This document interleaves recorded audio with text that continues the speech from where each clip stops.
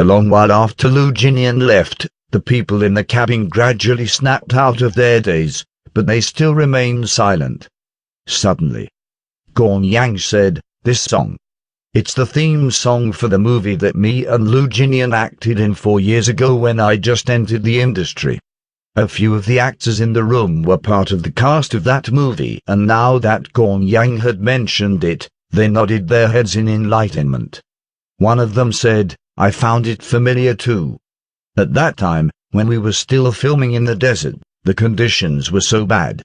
In each tent, more than a couple people had to squeeze in, and once, when I went to the bathroom in the middle of the night, on the way I found Lu Jinian awake, sitting alone, staring up at the sky. He was surrounded by cigarette butts and had his earphones plugged in with this song blasting." He paused momentarily as if recalling the events from that night before continuing. I tapped his shoulder, and when he came back to his senses, he turned back and looked at me with bloodshot eyes. Those were the kind of eyes that seemed like he had cried.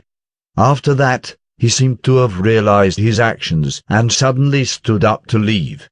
When I went back to the same spot after visiting the bathroom, I found the words "Happy Birthday" written on the sand. Since the wind that day was strong, it was already blurry, but I could still vaguely make out those words.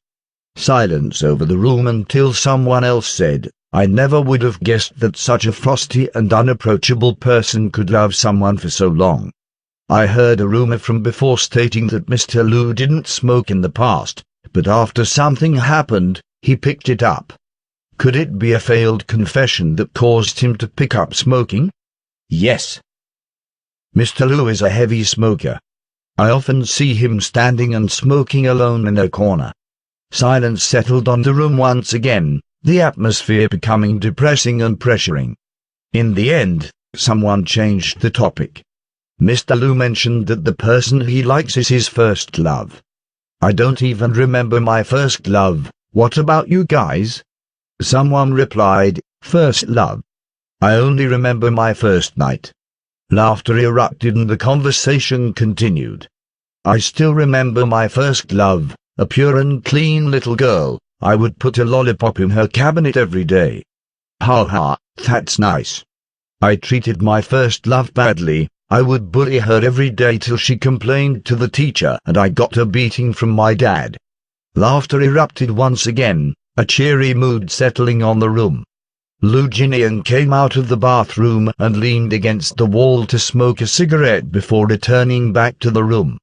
The room wasn't locked, and once he approached, he heard laughter from inside.